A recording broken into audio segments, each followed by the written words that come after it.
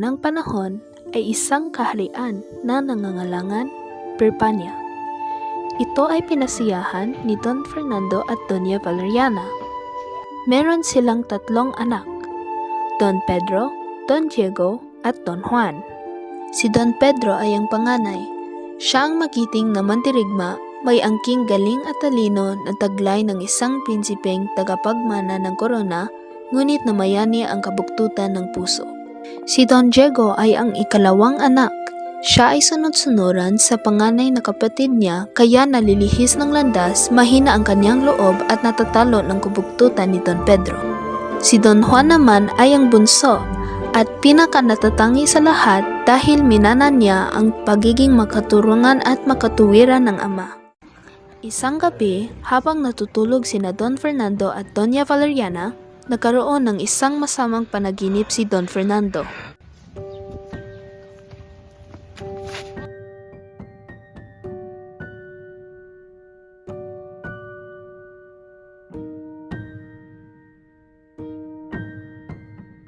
Mula noon ay hindi na nakatulog na maayos ang hari at hindi na halos makakain hanggang sa maging butot balat. Tila wala nang makapagbabalik sa kalusugan ng hari. Dumating ang isang medikong paham at sinabi sa kanila ang tanging lunas para sa hari. Aking mahal na Rina, pasensya na, ngunit ang sakit ng hari ay mapapagaling lamang ng awit ng ibong Adarna. Hala, paano mo huhulihin ang ibong Adarna? Mahuhuli mo ang ibong Adarna sa puno na Piedestata sa bundok Tabor.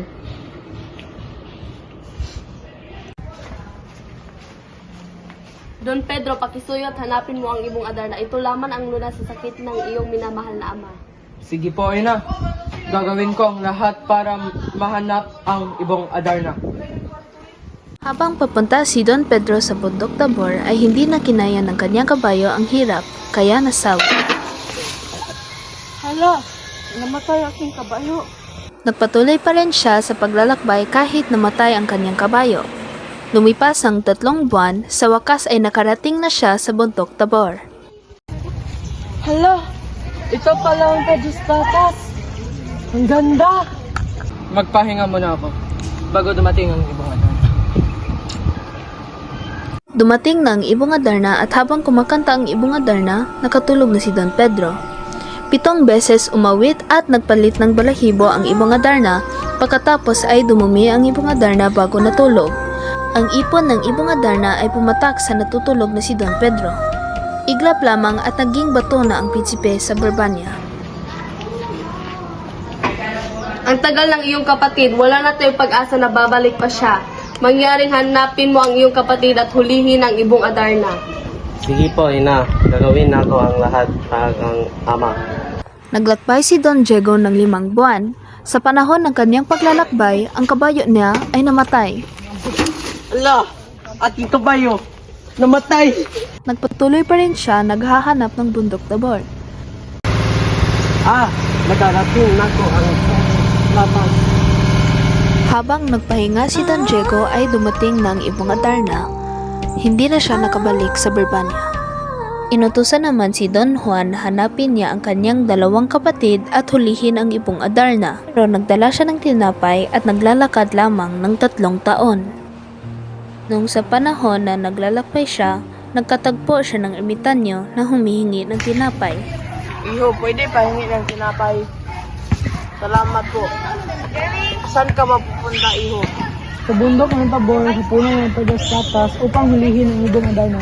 Kukunin lang mo to kasi kailangan mo to paglalakbay mo. Wag na, sayo na yan. Doon sa bundok, makikita mo ang isang ermitanyo. Ikaw ba ang ermitanyo? Oo. Paano ko ba huhulihin ang ibong Adarna? Kunin mo to. Kapag kumanta ng ibong Adarna ng 7 bisis, hiwain mo yung palat at pigaan mo ng gayap. Salamat. Hiniwa ni Don Juan ang kanyang palad tuwing umaawit at nagpapalit ng balahibo ang ibong Adarna ng ilang beses.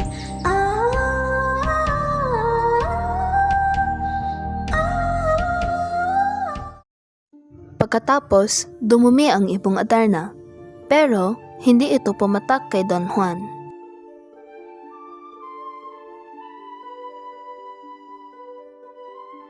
Bago natutulog ang ibong Adarna, hinuhuli na ni Don Juan ang ibong Adarna.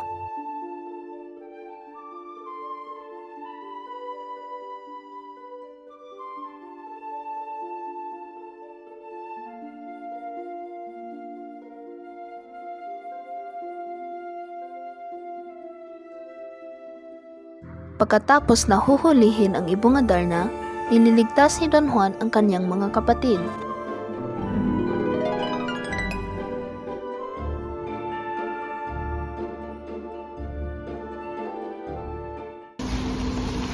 Hindi ko matanggap na ang bunso naming kapatid ang nagtagumpay sa paghuli ng ibong Adarna. Ako din, kuya. May ideya ako. Bugbugin natin si Don Juan para madala natin ang ibong Adarna. Magandang ideya. Dahil na. Mga kapatid, bakit kayo nagkaganyan? Hindi ba dapat tayo magtutulungan? Hindi ko nga binigitan kayo.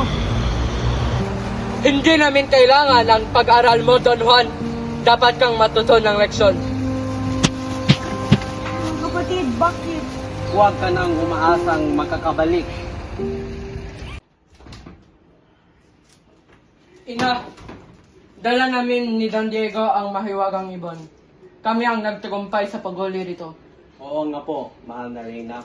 Kami po ang napakahirap upang dalhin ito sa inyo. Bakit hindi ka kumakanta, ibong Adarna? Hindi ba't ito ang dahilan ng iyong pagdating? Ano pang hihintayin mo, ibong Adarna? Awitan mo na ang aming mahal na hari. Hindi kumakanta ang ibong Adarna. Okay ka lang ba, iho? Nasugatan ako habang nanguhuli ng ibong Adarna at binugbog ako ng aking mga kapatid. Kailangan ko bumalik sa kaharian ng Britanya. Sige, gamutin kita.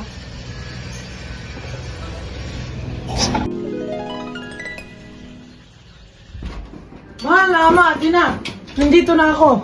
Don Juan, ikaw ba yan, anak? Hindi. Paano siya nakaligtas? Iniwan natin siyang sugatan sa gubat. Ano ba ang ibig sabihin nito?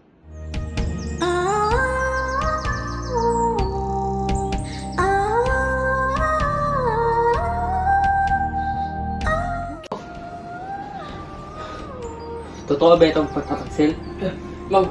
Mahal na hari, kami ay... Dahil sa inyong ginawang kasalanan, may papagawa ako para sa inyo para patunayan ang inyong katapatan. Hanapin niyo ang dalawang prinsesa, si Doña Juana at si Doña Leonora. Pag natagpuan mo sila, saka ko kayo hahantulan. Isang namang panganim na misyon. Kung hindi dahil kay Don Juan, hindi tayo makapalasahan. Hindi mahalaga ang parusa, ang mahalaga gawin ng tama. At sa gayon, ang mga prinsipe ay umalis sa kanilang paglalakbay upang hanapin ang dalawang prinsesa. Sa paglalakbay ni Don Juan, nakarinig siya ng sigaw ng tulong. Sino kaya siya? Parang humihingi siya ng tulong. Sino ka? Tulungan mo ako, prinsipe. Matagal na akong biyak ng isang higante. Huwag kang mag-alala, ililigtas kita.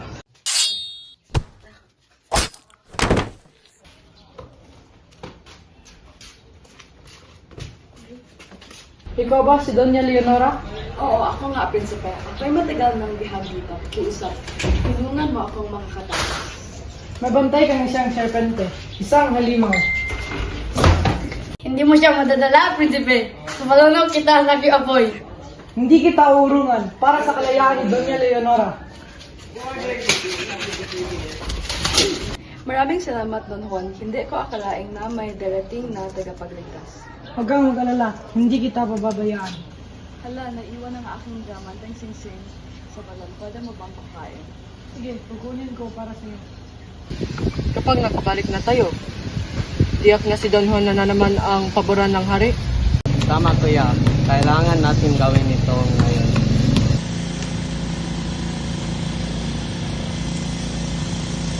Kuya, ba't niyo ito ginawa? Hindi ko akalaing tatagsilin ako ng mga kapatid ko. Huwag kang susuko, prinsipe. May nagmamahal sa iyo at nais kang iligtas. Sino ka ba? Paano mo ako nakita?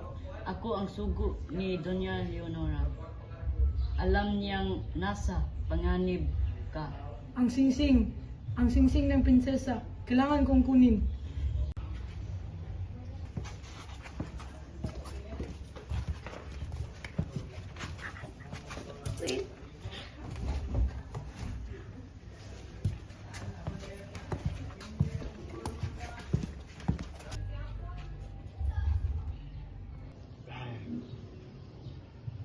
Maraming salamat. Pero paano ako makakaligtas dito? Kapit ka lang, Prinsipe. Ililigtas kita.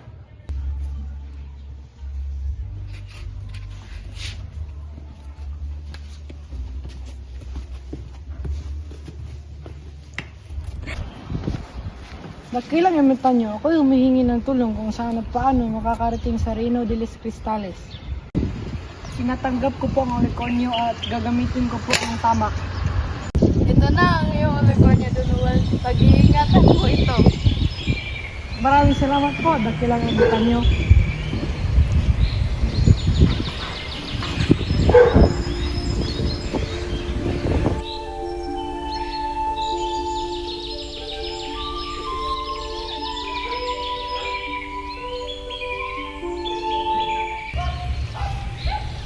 Kung gusto mong nais makuha ang kamay ng anak ko, kailangan mong gawain ang mga pagsubok ko.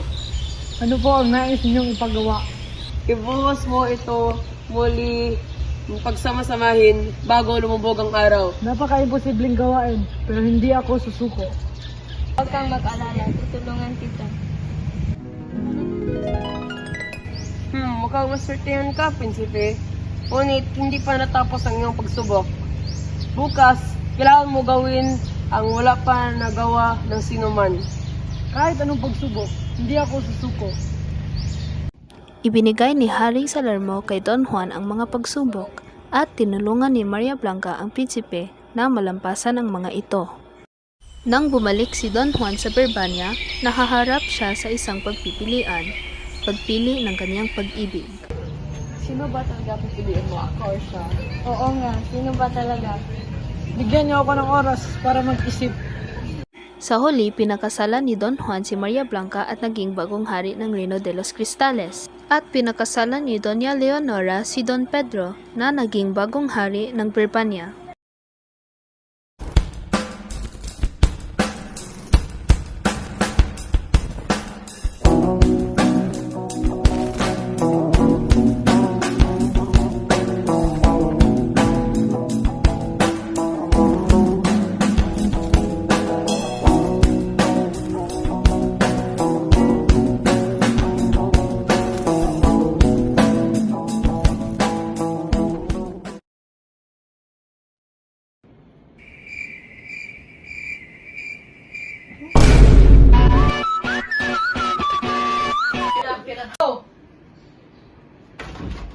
Mahal na ama, Tina!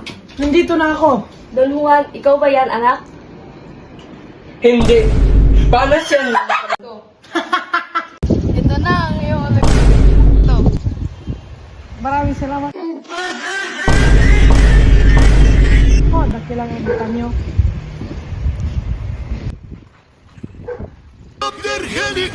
I rise. And go. Dakilang imitan niyo, ako'y humihingi ng tulong kung saan at paano makakarating sa Reino de los Cristales. I don't know. 3, 2, 1, go. Huwag kang mag-alala, tutulungan kita. Yeah, when they see me, they salute the Harajuku. Some pink pumps, pink thumbs, and a Go! Ikaw ba si Doña Leonora? Prinsipe, ako'y matagal ng bihag dito. Kiusap, tulungan mo akong makakatakas. Bombastic side. Nabantay kang isang serpente, isang halimaw. Hindi mo siya patuloy. Kapit ka lang, Prinsipe. Ililigtas kita. Bombastic side eye. Criminal offensive side eye.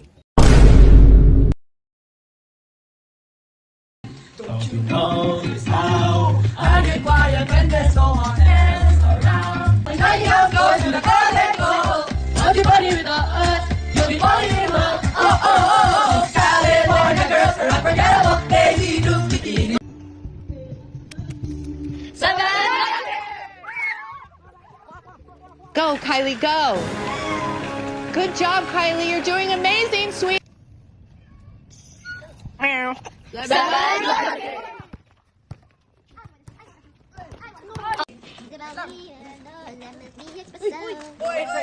Yeah!